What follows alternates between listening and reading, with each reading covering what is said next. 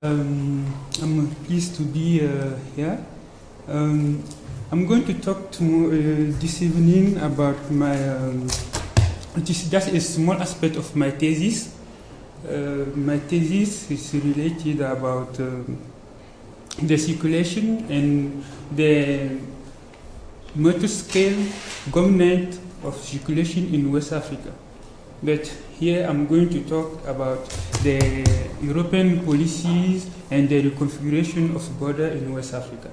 Then, to start, I'm just going to make just an emphasis on 4 points. The first point, I will show the theoretical framework, just speak briefly about my research. And the second time I will talk about the methodology I use in my thesis. And the third point I will talk about the EU migration policy and the configuration of the border as a part of my results. And after I will conclude. My thesis aims to analyze the link between the multi-scale governance of the movement of people and good in West Africa and the phenomenon of border reconfiguration. The aim is to analyze the correlation between these two phenomena, the causal links, and the possible articulation. To what extent does multi-scale governance contribute to the reconfiguration of the border in West Africa? That is my first question. And talking about West Africa, that is the map of West Africa. I'm sure that many people have never been there. Then that is the West Africa, and the West Africa, it is 15 countries. We have 15 countries, include in what we call economic regional. We have a community. And this economic regional community is CEDEAO, ECOWAS in English, economic of West African countries.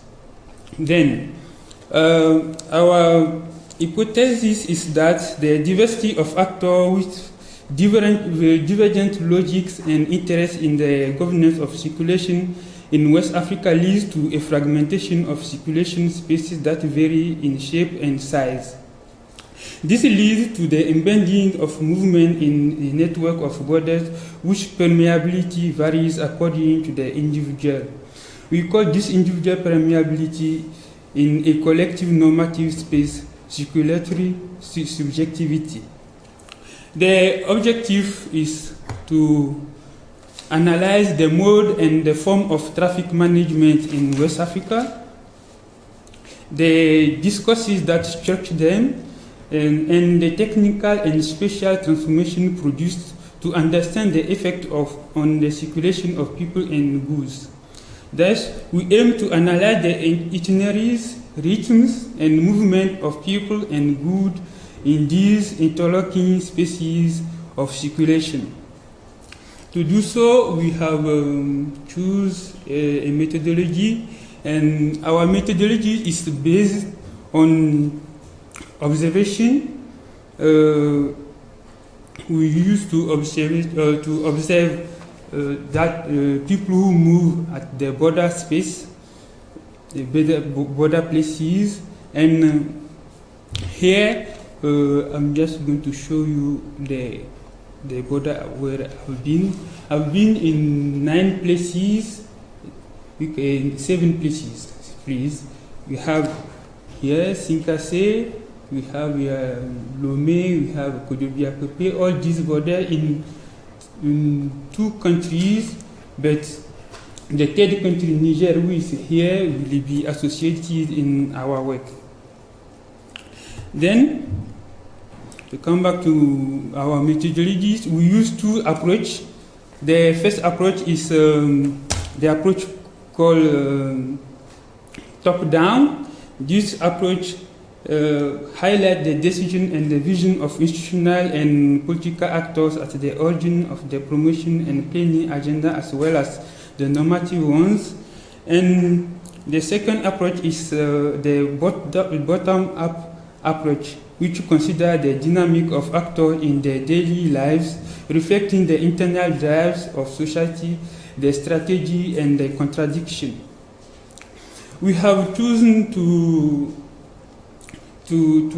use an approach based on space because we are in geography, and then this spatial approach allows us to observe border location, border crossing point at the land border, airport, port, by questioning spatial transformation, uses, scale of intervention, and by discussing with service, transporters, control agents, and all people who pass through the border.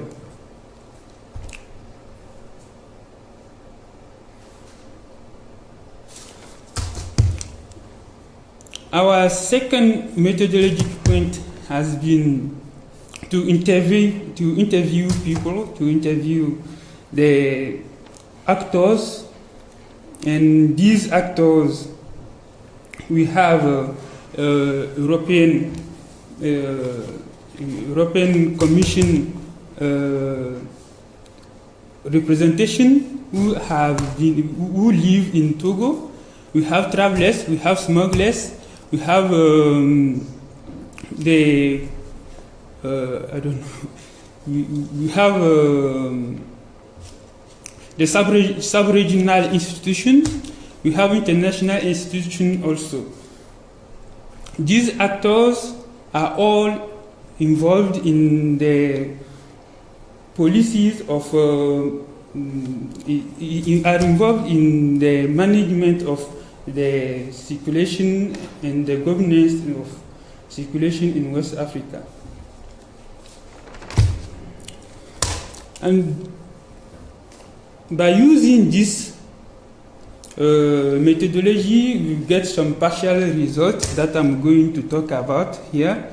This partial analysis of this data has made it possible to highlight the role of the various actors involved in traffic management in West Africa, among which the European Union occupied a central place alongside the state, sub-regional and continental institutions. And the first result is that the relationship between European Union and West African countries is historical. And this historical relation is based on many agreements by various, in many agreements that covered various areas. And these areas, we have the mobility, we have migration, we have technical assistance, we have industrialization, and in the later we have the rule of law and democracy. These all areas are included in the agreement signed by West African countries and European Commission.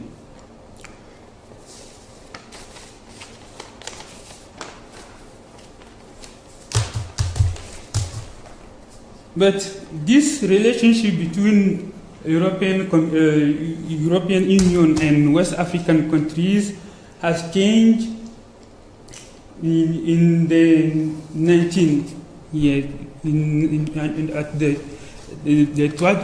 2000th years, because and the most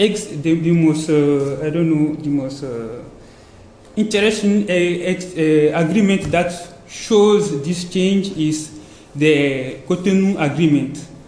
This Cotonou Agreement set the separation of the development and the trade component. And this Cotonou Agreement acts the end of the trade preference and integration of West African economy into trade globalization. But after this Cotonou Agreement, we have something that is very important to know about the European migration policies in West Africa.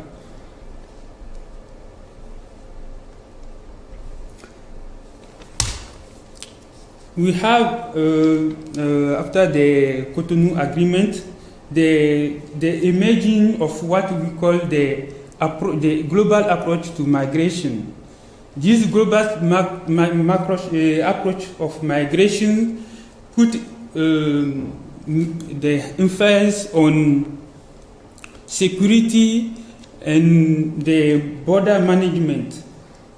And these policies, we call it the nexus between the development, the migration, and the security, because European Union find that they said that development, the migration is caused by other phenomena like poverty, like insecurity, like the lack of democracy, and on all those phenomena. Then they decide to use this global approach to migration. And this global approach of migration is set by several agreements. And in this agreement, you have the Rabat process signed in 2006. We have the Khartoum process signed in 2015, and we have the Sahel Regional Action Plan signed in 2015 again. And these agreements have in common a principal objective. This objective is to fight against the trafficking in human beings and activists deemed irregular in terms of immigration. And I take just a quotation, one quotation from the Sahel Regional Plan, the Sahel Regional Plan for Security.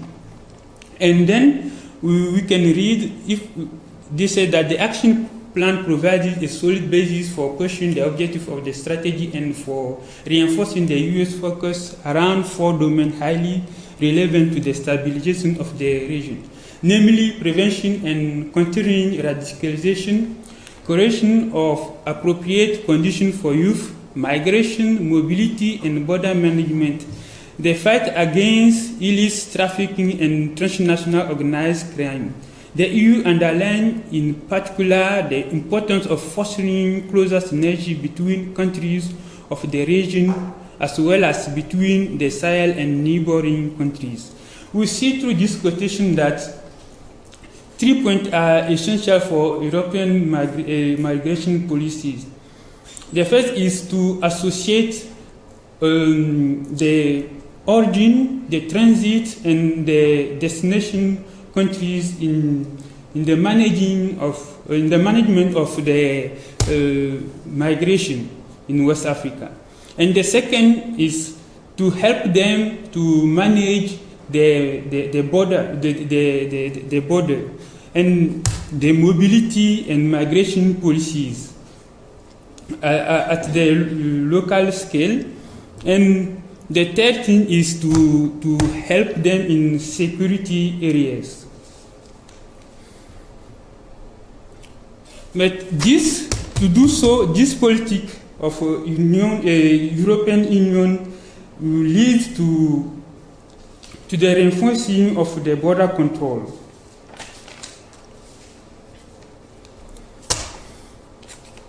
It leads to the reinforcing of the border control because in this policy, the border management includes to help help national policies by give them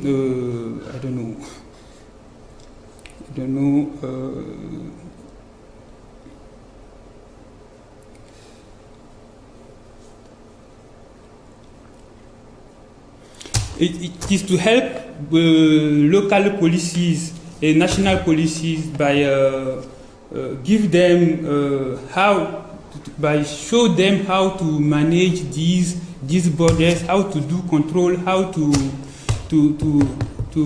look to detect the false documents, the document counterfeit.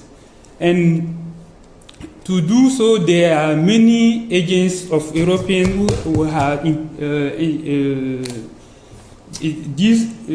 who are in West Africa and are giving these formation. We have the police capacity building through the CDP mission in Mali, in Niger, and we have a small base in Burkina Faso, but it is not so important as Mali and Niger. And the second action is to building and modernize, to build and to modernize the equipment of border crossing point to better control. And the third action is the setting up the border database. We have SIPAO and MIDAS. These are databases we are aim to collect the data of travelers, that those travelers who crosses borders in West Africa. And we have also the legal measures who have been taken in national context to put in action to set these policies in action in national level. And it becomes so difficult to cross the border and to move in West Africa due to these policies. And we have this quotation of Brachet who says, in Sahara, travel become a crime because people is not now free to move because of these laws who have been taken and this control that is so difficult, that is so heavy at the border. To summarize the action of the global approach of migration governance of European Union, it increased the number of the checkpoints on the main roads. It leads to the construction and the modernization of checkpoints and means of controlling people, the reinforcement of border control and even internal control on mobility, the construction of database for better monitoring of movement, and the disruption of trade and movement network in West Africa. Yet the EU is actively working to promote the free movement of people and goods in West Africa. We can see here that is a photo I've taken on my field at the Togo border. It is a border that is being built by European agency, OEM, international. I don't know how to say it in English. International Organization for Migration. International Organization of Migration. Okay, and we have here the photo of ECAP Sahel. We see European police agents help. They take after a seminar with these people to show that the action they are doing there. We have here data mining and foresting mobile. We have here all other some action that have been done there. But in the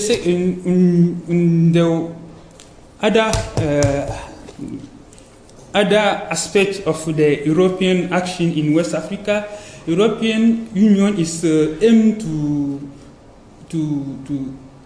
facilitate, to help Western African to help them to they are supporting the regional economic integration by taking the barriers to trade and transport in West Africa. And they aim to reduce the transport costs, which are among the highest in the world, would make West African export more competitive in West Africa, in the world market. They want to facilitate the West African economy in the world market, and they want also to remove all barriers on the road and corridors where people used to trade and to pass in West Africa. And they have also those actions. They want to promote free movement and good and people in West Africa by supporting the regional community to enhance the clearance, to reduce the road blockness, and to improve border crossing.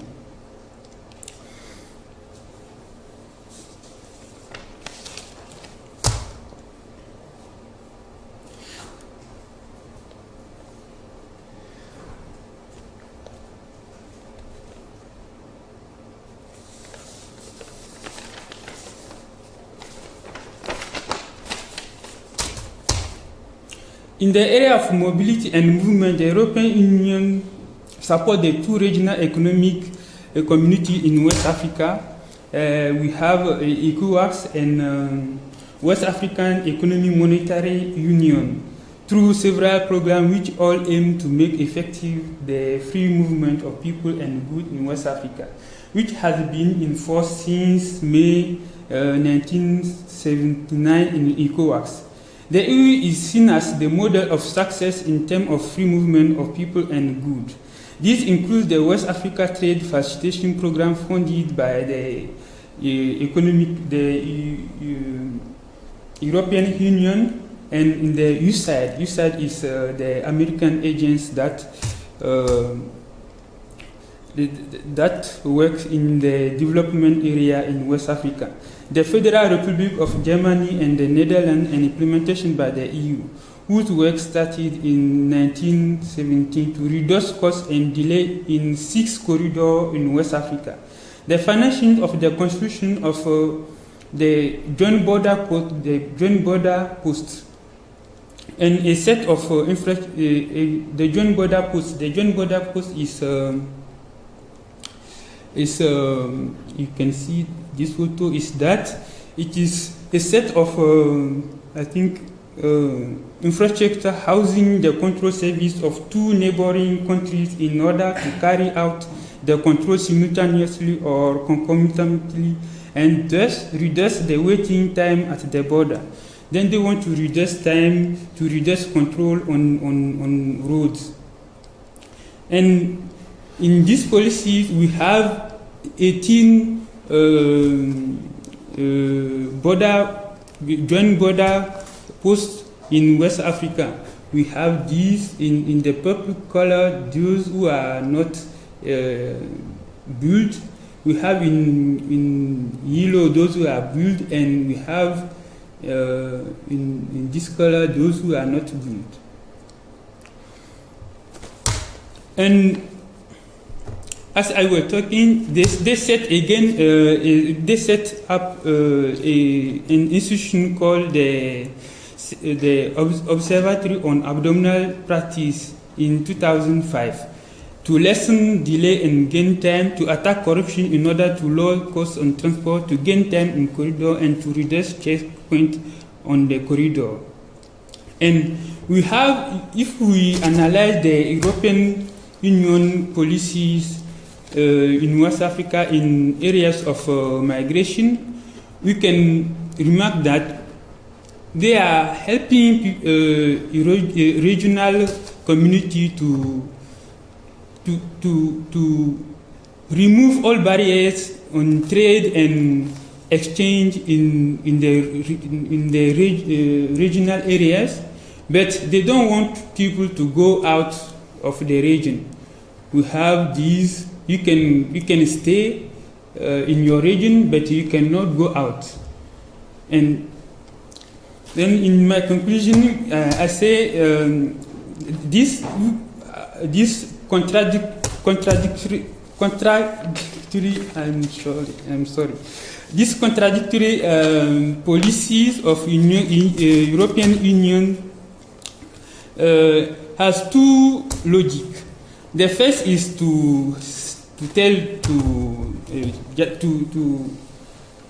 help people in West Africa to stay in West Africa, to fix them in West Africa, and the second time it made the emerging of two type of borders, inter-regional borders, who is supposed to be open, and external border, who is supposed to be closed for these people. I'm sorry for my English.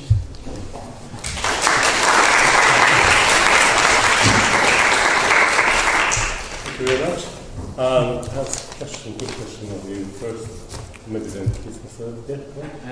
Yeah, that's really interesting.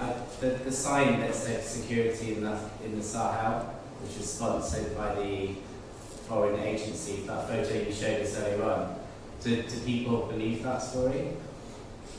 I don't understand. Go slowly, please.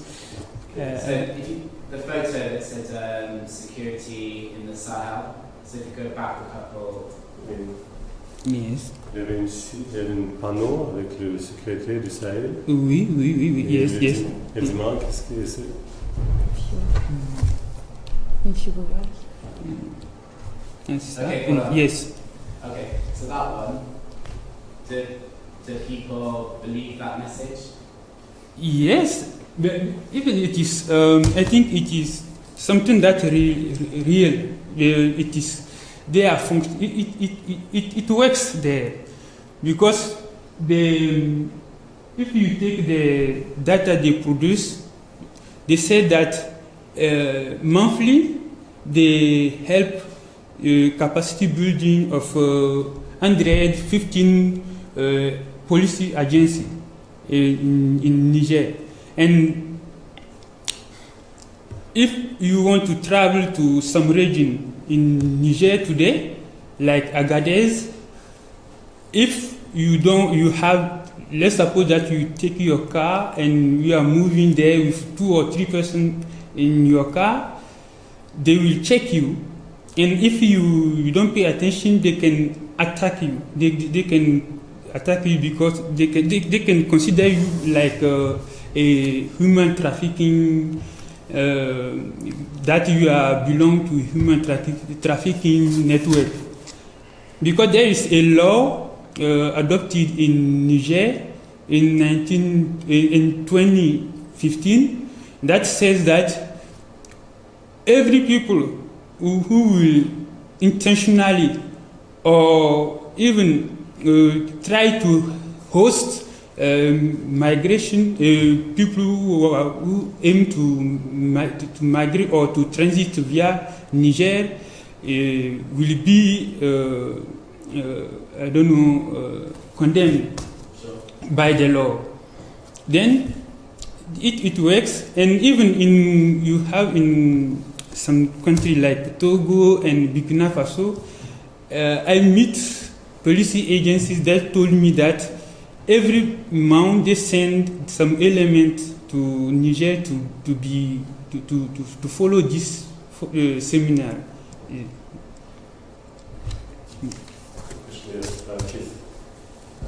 Really interesting paper. I don't know much about West Africa, so I learned quite a lot there. Now this is not I'm not being neo-colonialist here, but my question is, in all these changes that are happening in West Africa, do they see the European Union explicitly as a model they'd like to be like, to copy, to sort of be the same way? But how explicit is that sort of attempt to try to create a Western Africa yes, like the European Union?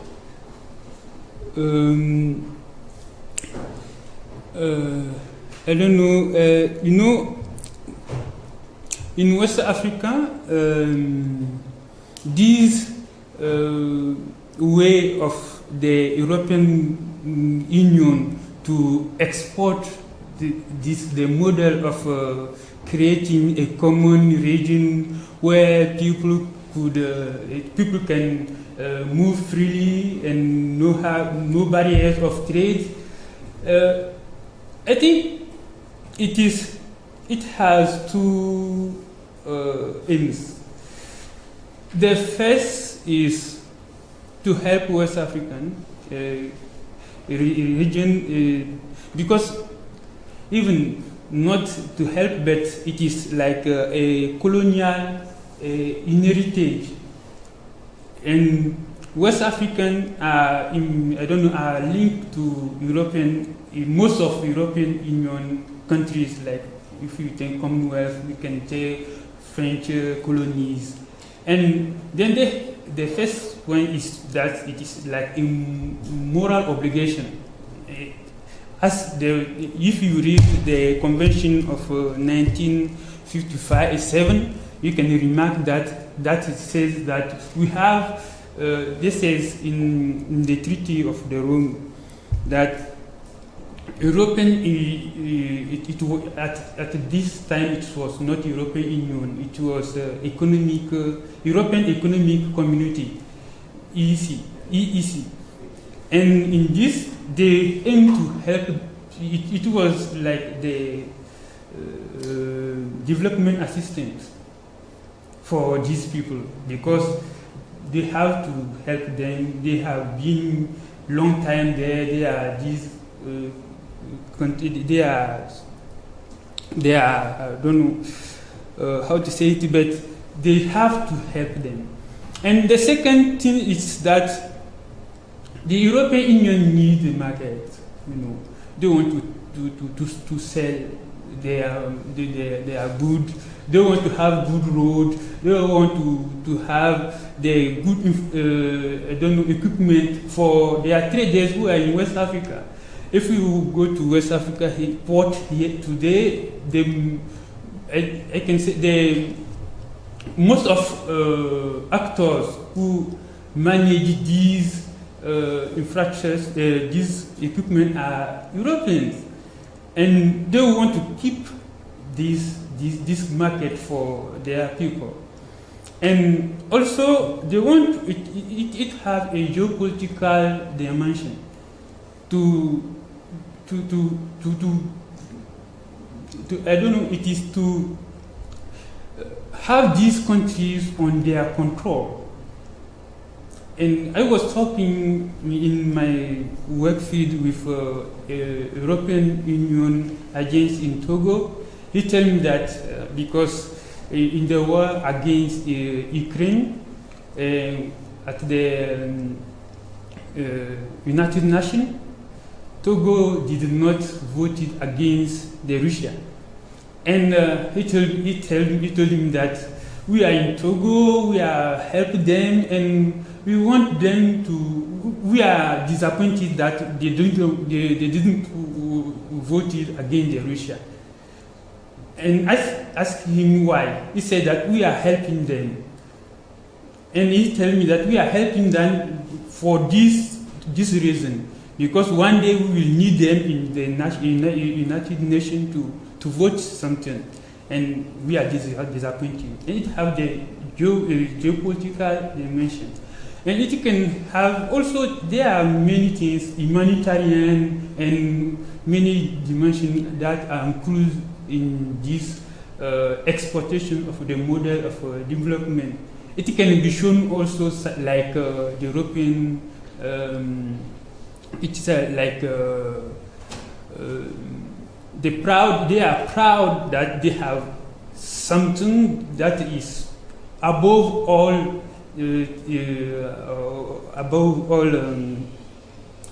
models, and they have to export it to all over the world. Okay. Very quick thing, sorry, I mean, just so Pierluigi, okay, and okay. we just have to. Okay, I'm sorry. So, we can discuss also later. okay, well then we should go, just make sure we give people a chance we to. can discuss later. Yeah. Okay. Thank you very much. Just ends all my program. So, thank you. So the next we have Félix Gueguen. Okay, well done. Yeah, I have this one. I think this is Kossigari. Can I? Yeah, just Yeah. Look. Yeah. One. Which one is it? The PowerPoint one. It's like this one here. And the PowerPoint one. Yes. Yeah. Put it over here.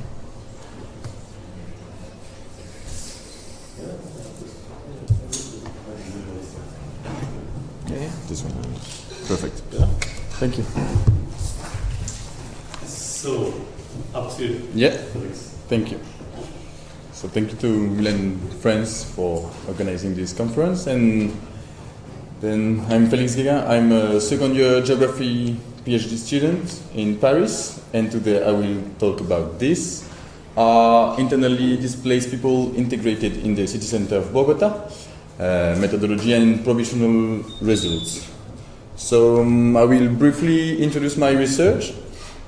And then I will talk about the comparison I implemented in Bogota during the last 6 months in 2 central districts of the city. Then I will talk about the methodology I implemented, mobilizing photography and interviews. And then I will show you some provisional results, but they are really, really provisional ones. So first of all, we call victims of the Colombian armed conflict rural population who has fled from rural areas towards cities and big cities because of the Colombian armed conflict. So the Colombian armed conflict started in the 60s and it opposed some Marxist guerrillas, some far-right paramilitaries groups, and some narco-trafficking groups, and also sometimes military forces. And then this context of an armed conflict in the country has produced a huge amount of population flows from rural areas towards cities, and especially towards Bogota, which appears to be like the ultimate place of the refuge for those fleeing populations. So in the side of those victims of the conflict, they are victims of the violent uprooting from their lands, and then they arrived in a big cities and like Bogota, and then they are generally victims of the urban socio-spatial segregation, and they are living in the peripheries of the metropolis. And also, there is another point, like the idea of an urban adaptation of those rural population in big cities like Bogota, is about the concept of George Simmel, which explained that rural lifestyles are different from urban ones, like spatially and socially. Rural lifestyles are really different from urban ones. So victims have to adapt themselves to a new context, a new spatial context, and a new social context. And then this is the context of the study. And when I was in Bogota for my field trip, I observed that there were a significant population of victims that they were living in the city center of Bogota. And then I asked myself why and how those victims live in the city center. So I wanted to look for some spatial layouts which might influence their urban insertion or urban integration. So I defined the urban integration as first an urban insertion through the access to housing, work, and social interactions. But then I also defined urban integration as like the second phase of urban integration is the individual development of urban practices, urban representations, and also urban identities. So to do my research, I chose to do like a comparison between 2 central districts in Bogota, in the city center of Bogota. The first one is called Plaza de la Hoja. It's a social housing complex built in the framework of a victim reparation policy in 2015. The idea of the project is to offer a free flat to about 450 families victims of the armed conflict. This project was built in the framework of a public-private partnership. Although we know that generally in big cities the social housing production is located in the fringes of the cities, this project appears to be an exception thanks to the municipal intervention of the mayor of Bogota in 2015. So this project is quite a symbol in the city because it was highly mediatized during its elaboration in 2015, and also because still today the place in the front receives many events, metropolitan ones and national ones, like social mobilizations or cultural activities. So this is the first district. The second district is also located in the city center of Bogota. It's called the Santa Fe district, and it is considered as a tolerance zone. That means that there the prostitution activities and drug traffics are tolerated by the authorities. So specific status produces specific dynamics, and then that's why we can talk about a pericentral space. So a pericentral space is like a space located in the center, in this case the center of the city, but it accumulates the attributes of a margin. So, for example, there is a high rate of informality in this district. The rate of informality is higher than in other central districts. And for example, there are like many informal real estate agents that are offering housing in the base of daily rent. So this informal offer of housing allows poor population to access to the housing in the city center, but the offer is generally precarious, unsanitary, and over-occupied. So the idea of this comparison is to compare if institutional insertion for the victims who are living in the Plaza de la Hoja may enable a better urban integration than an informal insertion for the victims which are living in the Santa Fe district. So to do do this comparison, I choose to implement a methodology based on photography and interviews. So for that, I got inspired from two methodologies. The first one is called Photo Voice from the public health studies. And the idea of this methodology is to constitute a group of participants and ask them to take pictures. And one important criteria of this methodology is the long-term grounding of the researcher on the field. The other methodology I got inspired from is called the photo elicitation interview from visual studies. And the idea is to introduce pictures during the interview exercise to allow participants to describe and analyze pictures. So in my case in Bogota, I realized a workshop with 15 participants in each district, where I gave to each participant a disposable camera, and I asked them to take pictures of what they do in the city. And more specifically, I asked them to take pictures of places, objects, or spaces in the city that they found nice, they found ugly, and they found useful. Then I developed all the pictures, and I realized individual interviews with each participant to ask them like their opinions and their analysis of each pictures.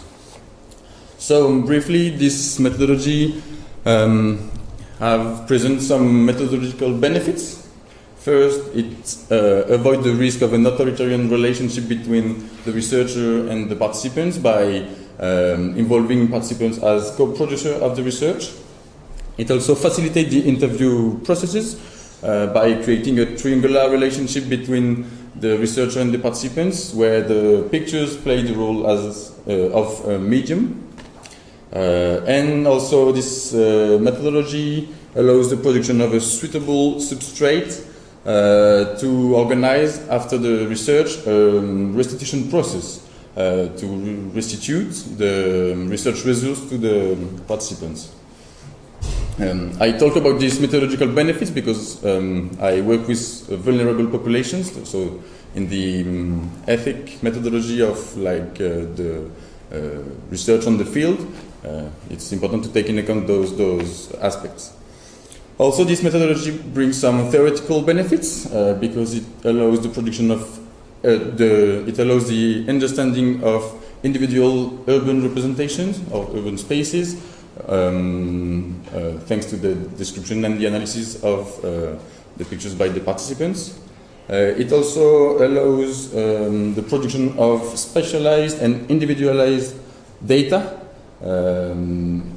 thanks to the decision-making process of each participant to choose to take pictures in one way, in one place or another, and then it illustrates different scales of urban practices. Some people took pictures in really small perimeters, where some other participants took pictures in different places in the city in a larger scale. And it also traduces a subjective practice of the city, of the space. Also, a really small benefits to add to this is that doing this, using this methodology, allows the researcher, me, to heard about or to see other places where I can't go. So it's like it opened a bit the access of the information for the researcher in the city. So I choose to present my really very, very provisional results. I choose to do a comparison between two profiles of my field trip. It's two profiles of women. The first woman is living in the Plaza de la Hoja in the institutional space. She is 55 years old. She doesn't have a job and she lives thanks to her daughter's incomes. She arrived in Bogota in 2004. The other woman lives in Santa Fe district. She is 50 years old. She doesn't have a job neither, and she lives thanks to her daughter's incomes too. And she arrived in Bogota in 2006. Those two women were living in rural areas, in farms with their family, and they got forced to displace and to migrate toward Bogota because of the violences of the conflict and the threatening of different armed groups. And then we can see, for example, that for the first woman, she took mainly like pictures of nature in the city, really in a really close perimeter around her house. So she took flowers, other flowers. She took trees really close from her house, other pictures of trees, and also a picture of the school of her grandchildren, really, really close from her house. And then during the interview, she describes me the city. She expressed bad feelings about the city. She told me that she doesn't have many activities except like buying food, caring for the children, and going to the church. And then she expressed, Then she expressed some words like this, like she talked about insecurity, noises, and contamination. She described some uneducated people in the city, and she expressed the will to go back to the countryside. In the other hand, or in comparison, in opposition, the woman living in Santa Fe district took pictures of urban spaces, urban furnitures, also really close from her house in the district. She told me that she likes to go to this park, but she also took pictures really far from her house in the extreme north of Bogota, in a public administration where she got some friends. She took also pictures of a market where she goes to buy food. She likes graffiti in her district. She generally go to this local administration in the district. She liked the police station, or she has been to these public health services in the district. And she told me that she was quite active in the district. She is like a local leader, like representative of victims in the district, like in the participation table for victims in the Santa Fe district. She expressed positive arguments about her district, like she likes the accessibility of the place, the low prices. She also told me that she has many friends in the district, and she expressed the will to stay in Bogota. So, to conclude, I've seen during my 6-month field trip that the photographic methodology is relevant both because it allows to reduce bad research impact and promote some positive ones, and it also facilitate the understanding of individual practices and representation in the city and about urban spaces. So in an individual approach, it was quite relevant.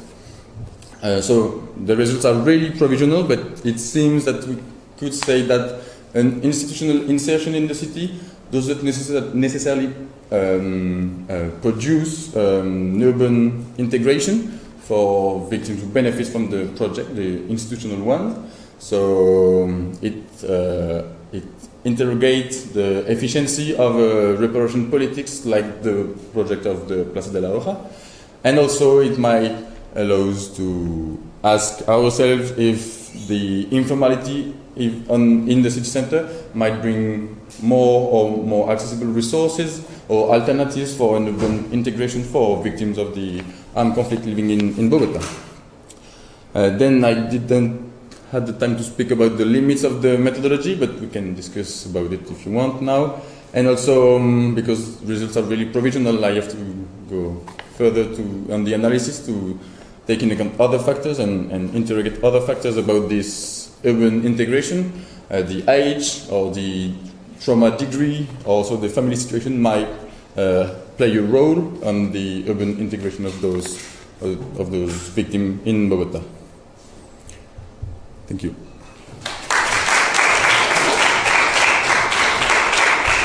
Thank you, Felix. Were you in Bogota recently, weren't you? Because Yeah. I just want to say to you about your commitment to the reading group of Ultra and the time difference.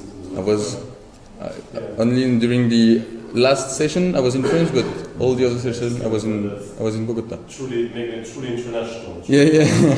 I'm embodying mobility. Yeah. But not forced. Yeah, that's good. Well, questions, please?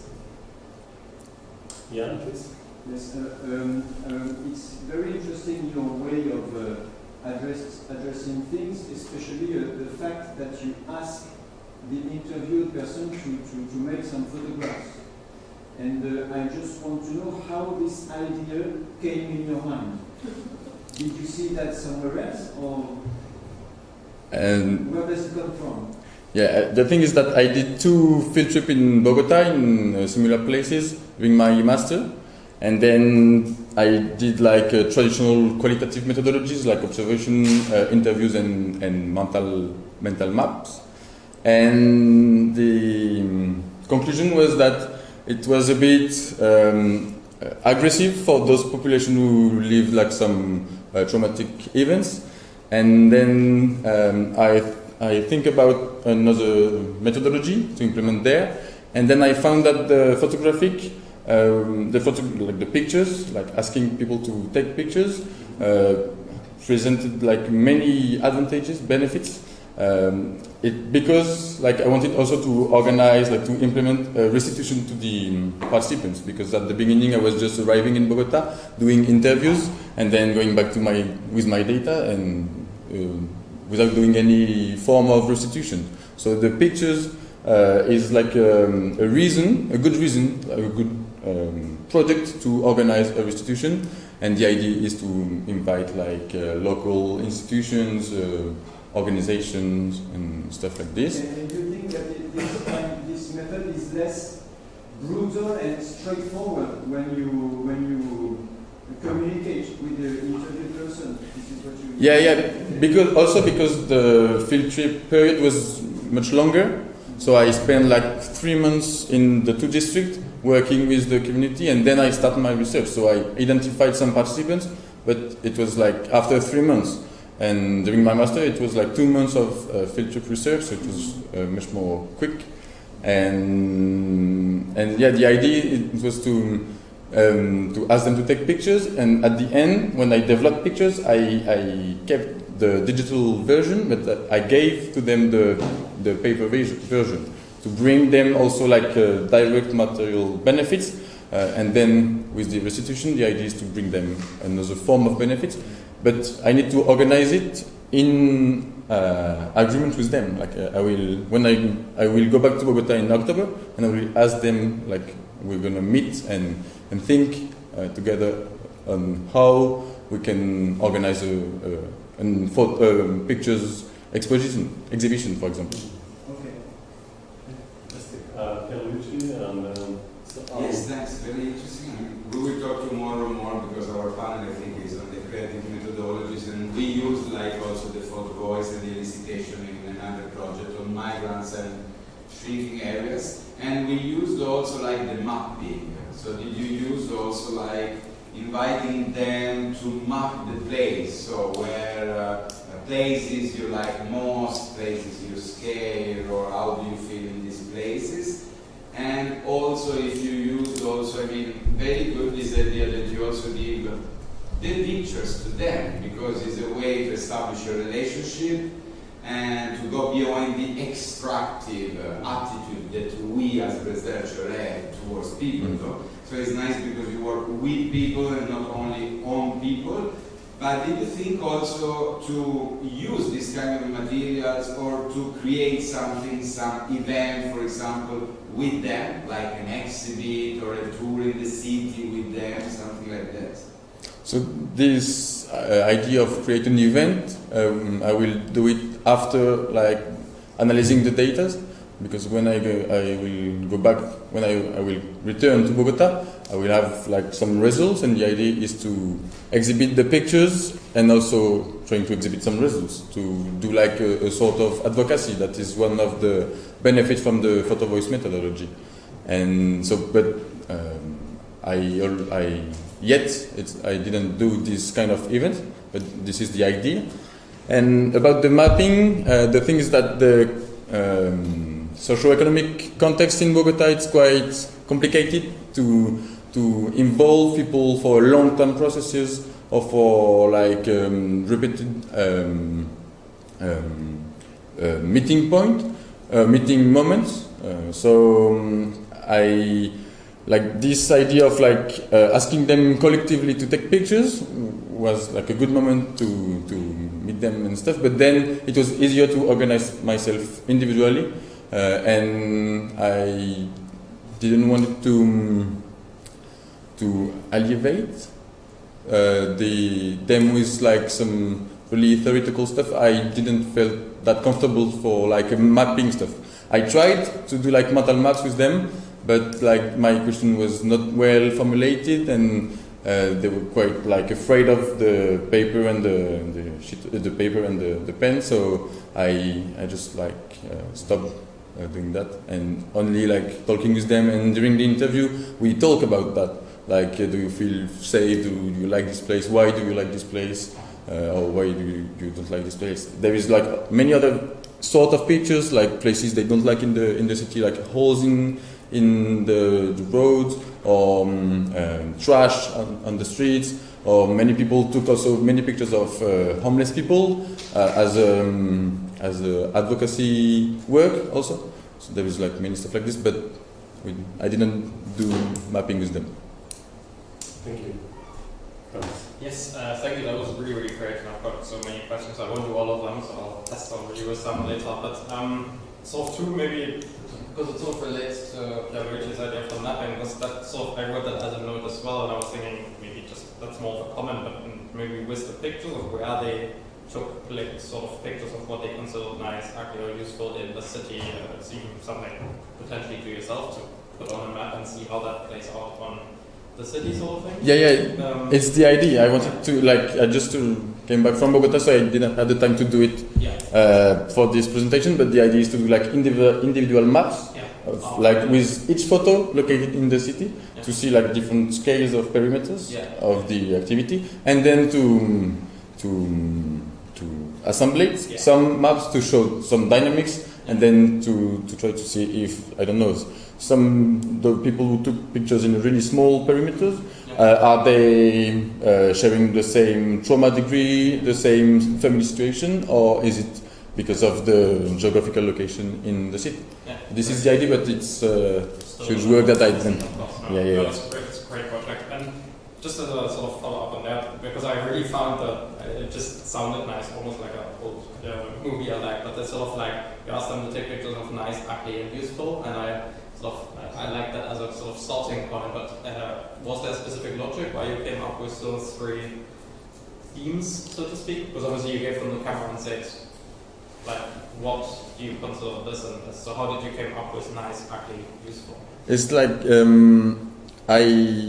I asked them to take pictures of what they do in the city, but then I observed that they were in need of like an explanation, and I had to give them some specific objectives or missions, and then I found it interesting because like asking them to take pictures of like ugly spaces or nice spaces, for example, it's really subjective. Like they will, I was waiting for a different or similar, but like a subjective reaction to a same question. So that was the objective of like keeping like a really simple question and then observe some different reaction in each participant's activities. Very good. Very quick. It's a really quick one. It kind of links into what Khadija asked about. Maybe you kept things in the present rather than going into the past.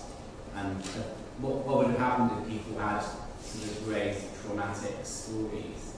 You know, did anything in the present reveal the trauma of the past? The question is if how do I know if I didn't? Did that happen, and how did you deal with it if it did happen? In my master's experiences, it happens 2 times. Okay. But it's weird because sometimes like the idea is like to do like an interview with the more careful possible. And this year in the thesis, I asked people to talk about the experience of the forced displacement, but I always say to them like we can talk about it, but like if you want we can just like change the question. So it's like I try to be like the more careful I can, but there are people who talk about really traumatic moments and they don't look or feel that sad, they don't cry, and after that they talk about their children that are saying that they like to smoke weed, and then they start to cry. So it's always quite complicated, and that's why I found that this methodology it's also relevant, because the idea also to be like with the 3 months of social activism on the field is also to prove like a good voluntary position, and then to create like close social links with them, and then the idea is like to stay on this condition in relationship, to try to ask them some question, and then it's always really flexible. We can speak about many stories with some people, and then other people are not really don't speak a lot about the forced displacement, but then they will speak much more about the problem of the urban politics of reparation, for example. So it's like really flexible, and sometimes it's difficult to get the same data for every participant. I miss some data about the year of the displacement, because they are really vague about this period, so I will not go more further to ask them this. All right, we shall stop here. Thank you very much. Thank you. And our last speaker in the session is Khadija Medani.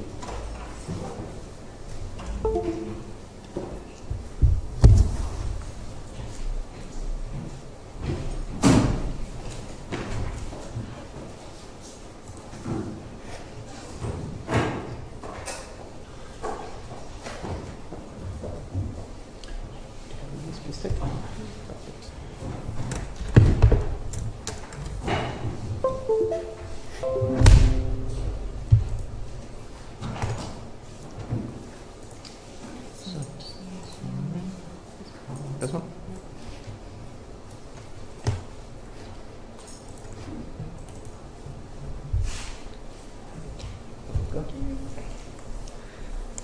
So, hi everyone.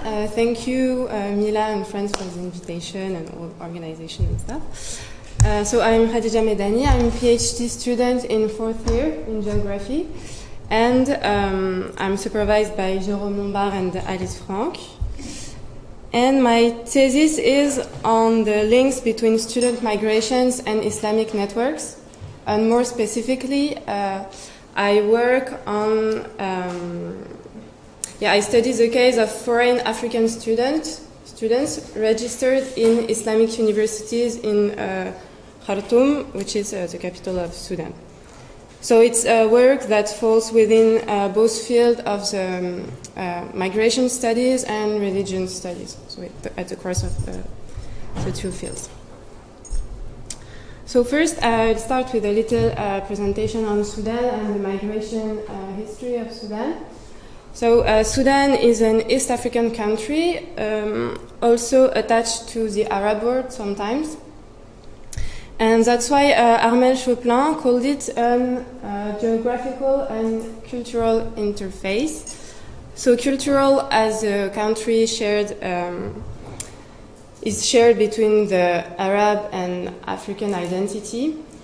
And geographical, because Sudan is a physical connection point between West Africa, the Horn of Africa, North Africa, and the Gulf states. So religion has been an essential factor of circulation in the region. There's an ancient tradition of mobility of African Muslim elites towards the Arab world in search either of Islamic building or on the way to the Hajj, so to Mecca. Yeah, the little spot is Mecca. And so Sudan has been crossed by these mobilities. So it's either a country of passage, like on the way to Mecca, yes, and the journey on Sudan is sometimes short, but sometimes long, and sometimes became permanent for the people who couldn't get to Mecca or go back to their country on their way back. So there has been a significant wave of West African populations installation during the 19th and 20th century in Sudan. And Sudan has also been a country of destinations because people came also for religious training with Sudanese sheikhs, professors.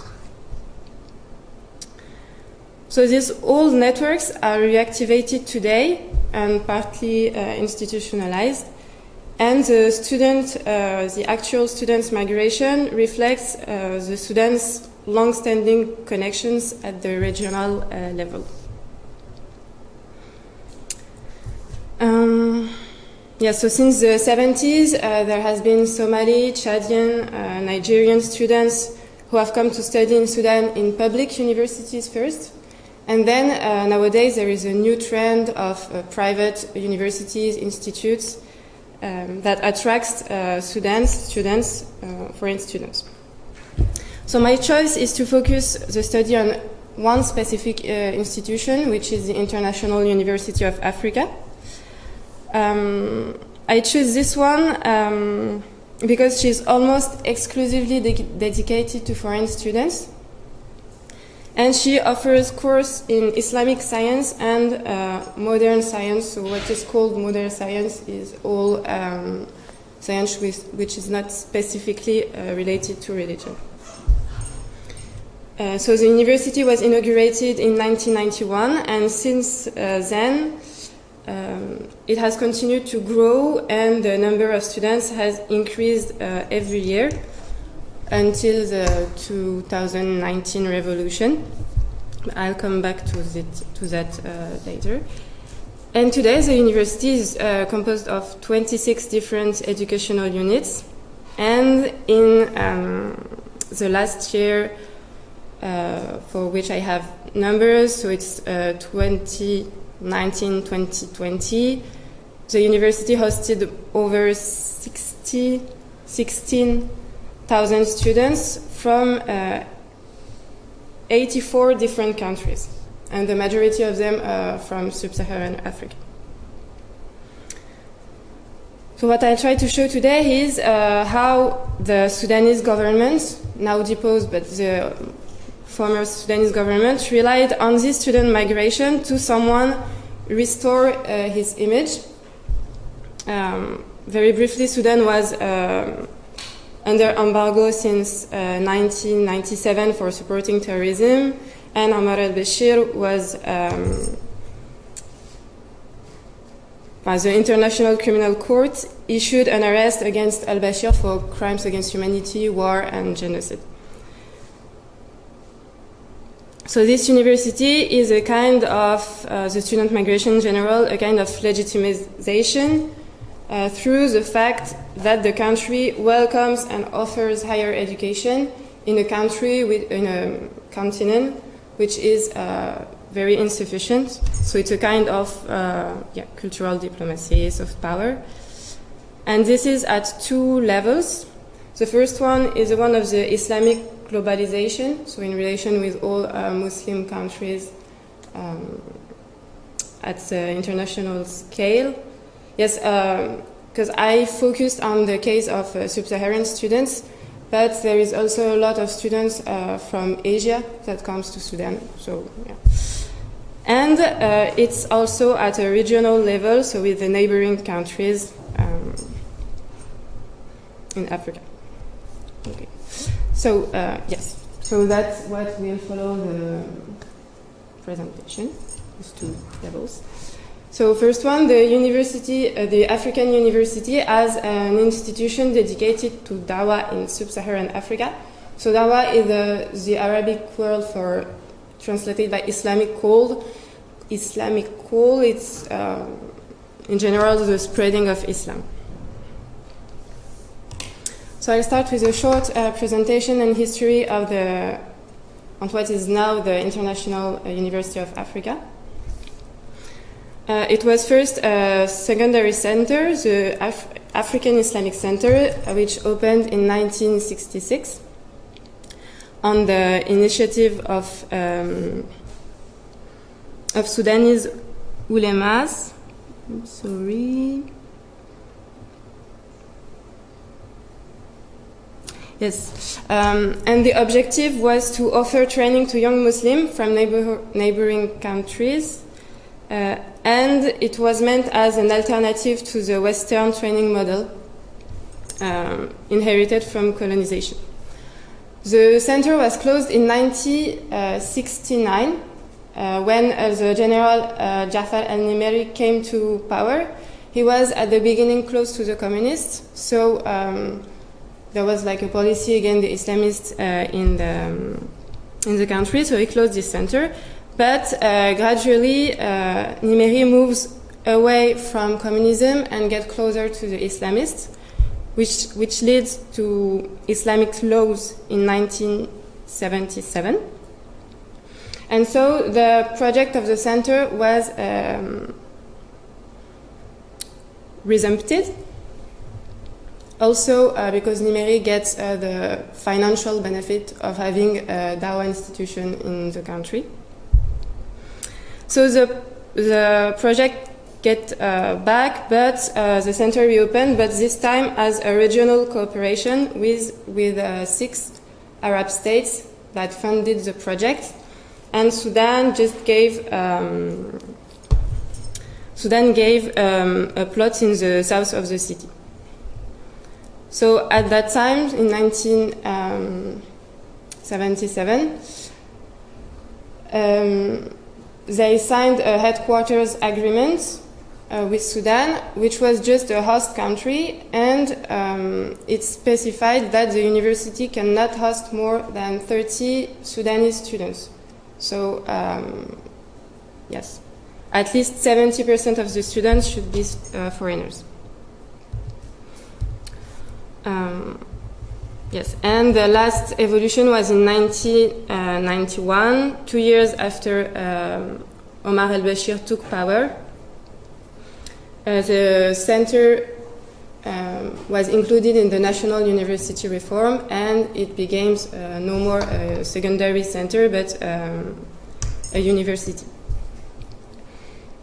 And yes, I put a little sentence which was published in 2017, which is the status of the university, and the last publication, and it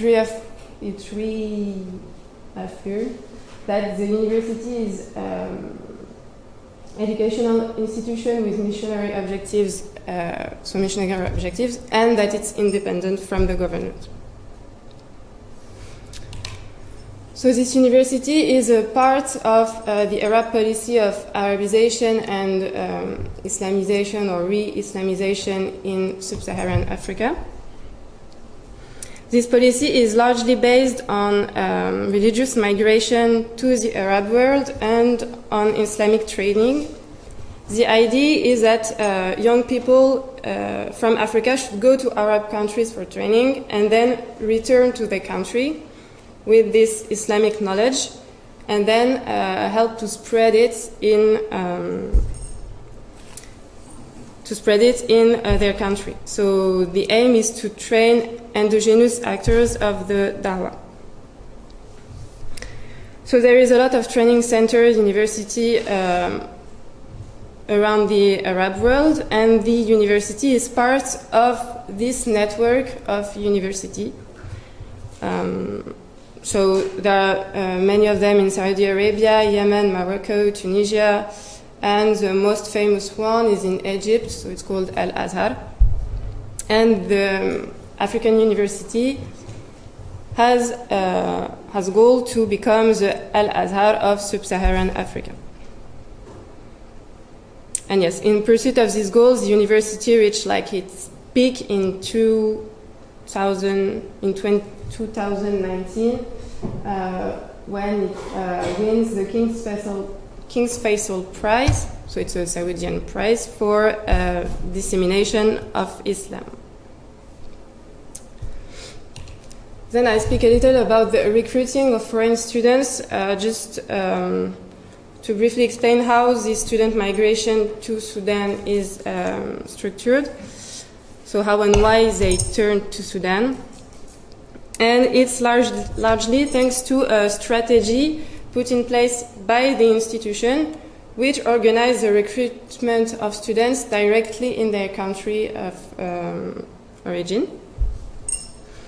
So first of all, the students who enroll at the African University receive a scholarship that guarantees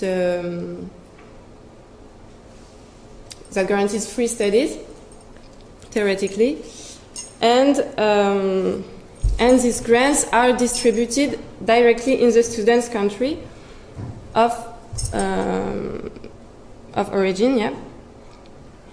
In the early days of the university, it was Sudanese delegations who go directly in the neighborhood country to give the scholarships. But since then, the distribution network is expanded, and it has been relegated to multiple partners. And most of them are transnational Islamic organizations, like the Islamic Development Bank, the World Assembly of Muslim Youth, for example, or some Islamic NGOs from Saudi, Qatar, Kuwait, Turkey, and so on. And a second major actor in the recruitment of students is the alumni. On the one hand, through the word of mouth, because when they go back to the country, they speak about the university and recommend it, etc. And on the other hand, because many of them, when they return, became teachers in Islamic schools, and then they will send their own students to Sudan. Yeah, and I put this map essentially for the pink circle, which shows that at a local scale, which is the neighborhood of the university, you can observe the presence of all these transnational actors. Yeah, so the big pink is a university, and all the little pink are the desk of a transnational organization around the university.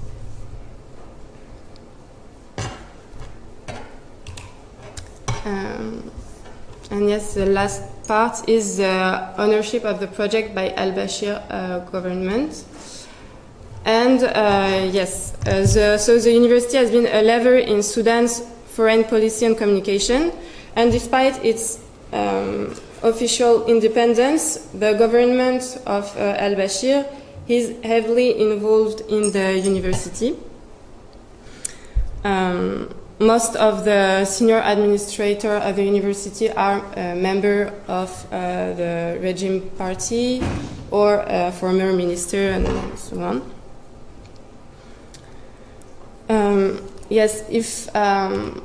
I won't go back to that, but on the timeline we could notice that the future of the center was always close to, linked to the position of the Islamists in the Sudan policy. And since 1991, the university has been trying to modernize and change its image, which was long associated with Islamism and terrorism. The first change actually took place in 1991, and it was a semantic change because the center was Islamic, and this qualification disappeared in the university, which is now international. But then the modern vision get further with the modernization plan that started in 2009 with committees that works to set up a new development plan. And this development plan was implemented in 2010. So the offer becomes more diversified with the opening of modern faculties and the promotion of a model of emergence. So in the discourse, the African University emphasized the training of senior Islamic executives, and not sheikh or ulama, but people who will work and carry the development of the African continent. So in its external communication, the university praises an original teaching model which combines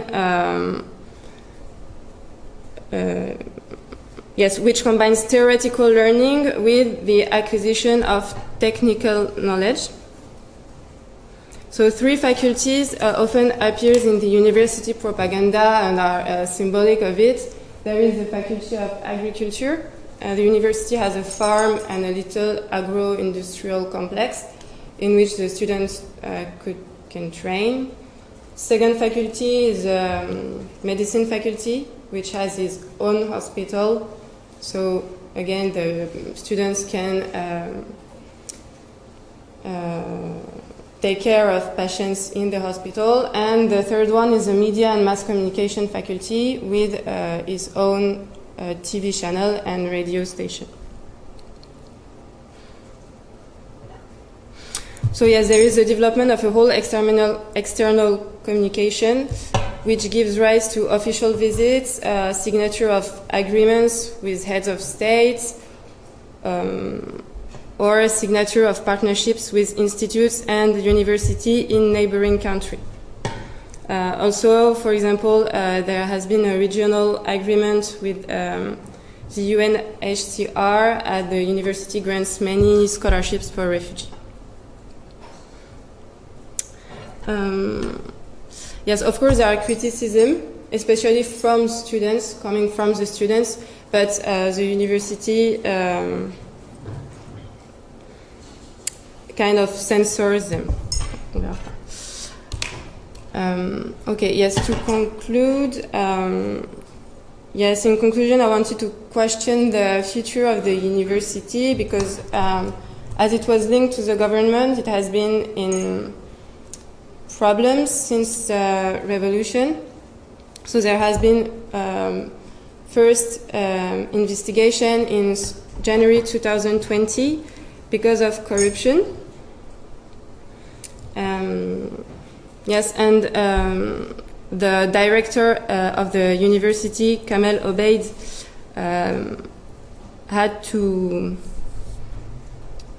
was prosecuted for corruption and resigned. And since then, there have been major financial difficulties, so there is no more scholarships that have been distributed. Classes have slowed down, and students are leaving. During the revolution, there were also protests in front of the university as a symbol of a regime, and also because Sudanese people criticized the fact that foreign people have access to the university, while the Sudanese couldn't have access to it. Yes, and I put an extract of the discourse of the rector of the university when he left. And in this discourse, he wanted to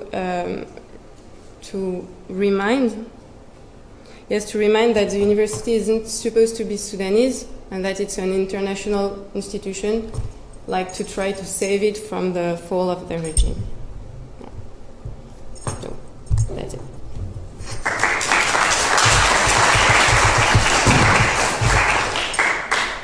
Thank you very much. Questions, please. Hi, thank you. I was just wondering if you could tell us a bit more about your personal motivation to study this particular institution.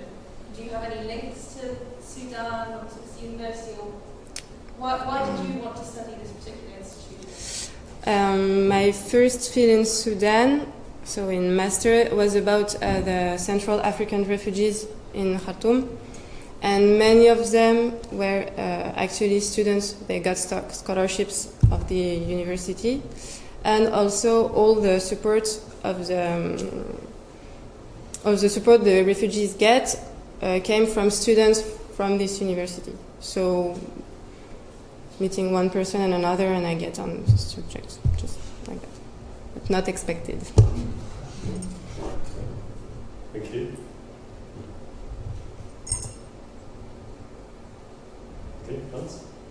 Thank you very much. That was very interesting.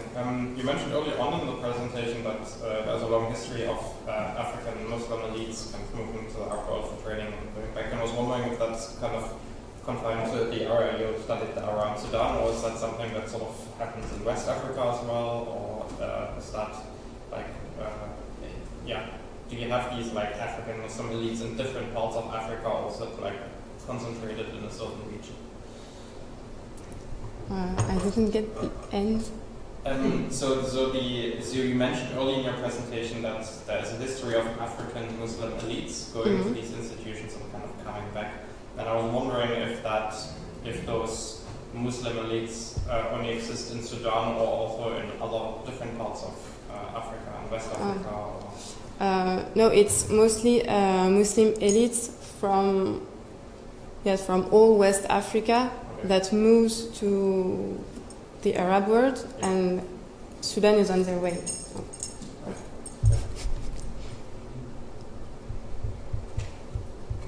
I've got a simple question. What difference does religion make for migration? Very simple question. It's really interesting that you combine these two things. And clearly, this kind of the students and I